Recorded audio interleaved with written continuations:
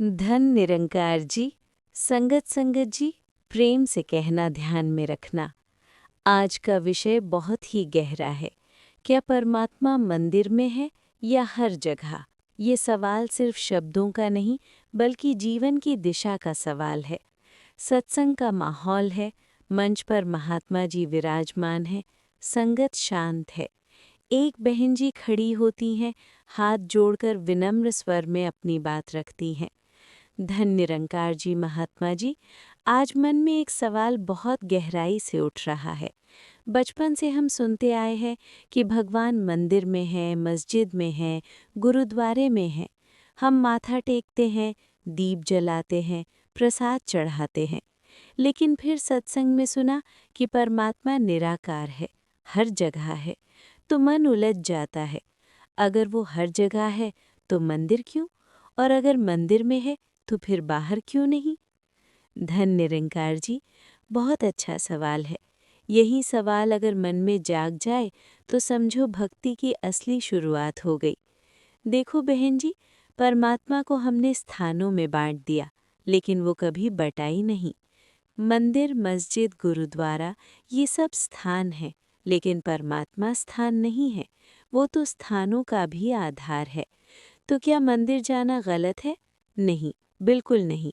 मंदिर जाना गलत नहीं है। गलत तब है जब हम ये मान लें कि भगवान सिर्फ वही हैं। मंदिर एक माध्यम है मन को एकाग्र करने का।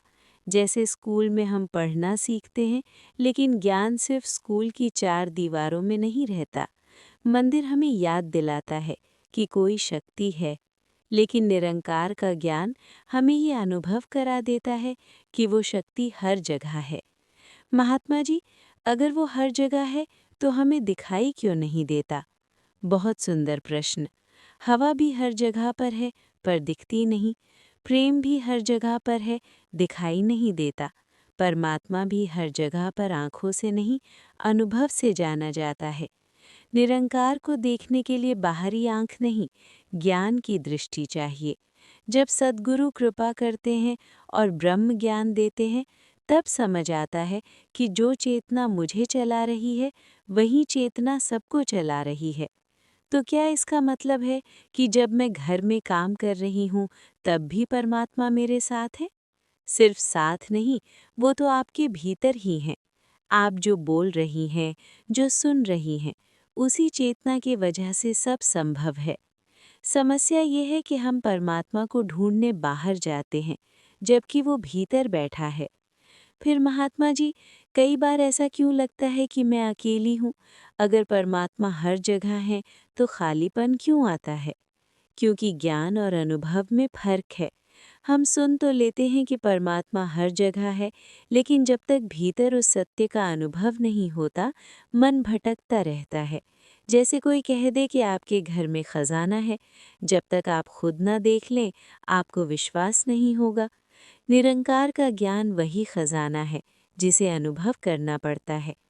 तो क्या असली मंदिर हमारा मन है? बहुत सुंदर बात कही आपने। हाँ, असली मंदिर मन है। अगर मन में अहंकार, ईर्ष्या, द्वेष भरा है, तो पत्थर का मंदिर क्या करेगा? और अगर मन प्रेम से भरा है, तो जहाँ आप खड़े हैं, वही मंदिर बन जाता है। मान लीजिए दो लोग मंदिर जाते हैं, एक सिर्फ दिखावे के लिए जाता है, दूसरा सच्चे भाव से जाता है। पहले को सिर्फ शांति का भ्रम मिलेगा, दूसरे को भीतर परिवर्तन मिलेगा। पर जब निरंकार का ज्ञान होता है, तब इंसान मंदिर जाए या ना जाए, हर पल पूजा बन जाता है। क्या हम परमात्मा को सीमित कर देती हैं? यही सबसे बड़ी भूल है। हम कहते हैं भगवान यहाँ है, वहाँ नहीं, लेकिन निरंकार कहता है मैं हर जगह हूँ। जब हम उसे एक मूर्ति तक सीमित कर देते हैं, तो उसकी व्यापकता को भूल जाते हैं। तो सच्ची भक्ति क्या है? सच्ची भक्ति ये है कि हर इंसान में उसी परमात्मा को देखना। अगर मंदिर में जाकर हम बाहर आकर किसी से नफरत करें, तो वो पूजा अधूरी है। अगर घर में रहकर भी हम सब में परमात्मा देखें, तो वो पूर्ण भक्ति है। महात्मा जी, एक बात और मन में आती है। अगर परमात्मा हर जगह है, तो लोग मंदिरों के लिए झगड़ा क्यों करते हैं?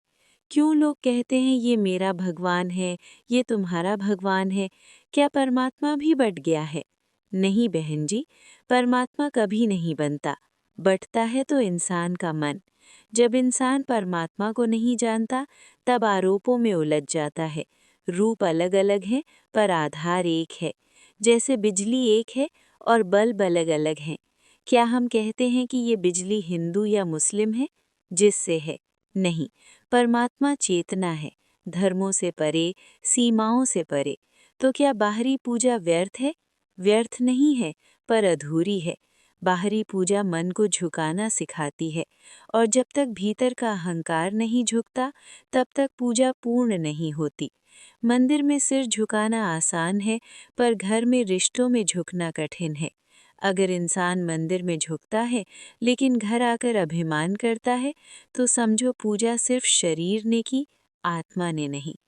महात्मा जी, आप बार बार अनुभव की बात करते हैं। ये अनुभव कैसे आए? जब सद्गुरु की शरण में जाकर ब्रह्म ज्ञान मिलता है, तब इंसान को बताया जाता है कि जिसे तू बाहर खोज रहा है, वो तेरे भीतर ही है।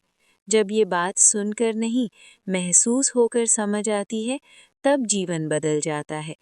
पहले इंसान भगवान से मांगता है, फिर धन्यवाद देना सीखता है, फिर अंत में वो समझ जाता है, मैं और वो अलग नहीं है, वही चेतना सब में है। अगर परमात्मा हर जगह है, तो फिर डर क्यों लगता है? अकेले कमरे में भी डर लगता है, मुसीबत में भी डर लगता है, क्योंकि हम ज्ञान को जीवन में उतारने वाले नहीं। जैसे बच्चा जानता है कि माँ घर में है, तो उसे अंधेरे से डर नहीं लगता, वैसे ही जब इंसान को सच्चे अर्थों में अनुभव हो जाता है कि निरंकार हर पल मेरे साथ है, तो डर अपने आप खत्म होने लगता है। डर अज्ञान का परिणाम है, ज्ञान प्रकाश है। जहाँ प्रकाश है, वहाँ अंधेरा नहीं दिखता। तो फिर मंदिर का असली उद्देश्य क्या है? मंदिर याद दिलाने के लिए है, बांधने के लिए नहीं। वो स्थान है जहाँ इंसान रुककर सोच सके, मैं कौन हूँ, मेरा जीवन किस लिए है, मुझे किस शक्ति ने बनाया है। पर जब इंसान सिर्फ रस्मों में उलझ जाता है, तो मंदिर साधन नहीं, परंपरा बन जाता है। क्या सेवा करते समय भी परमात्मा का अनुभव हो सकता है? सबसे गहरा अनुभव होता है जब आप किसी दुखी को सांत्वना देती हैं, किसी भूखे को भोजन देती हैं, किसी रोते हुए को हंसाती हैं। वहाँ निरंकार का प्रत्यक्ष अनुभव होता है, क्योंकि परमात्मा सिर्फ मूर्ति में नहीं, जीवों में भी है। आज समझ आया महात्मा जी, हम परमात्मा को खोजने गलत दिशा में भागते रहे हैं। वो तो हर सांस में था। धन निरंकार जी। जब ये अनुभव स्थायी हो जाता है, तो जीवन बदल जाता है। फिर इंसान किसी स्थान पर निर्भर नहीं रहता, उसका विश्वास स्थायी हो जाता है।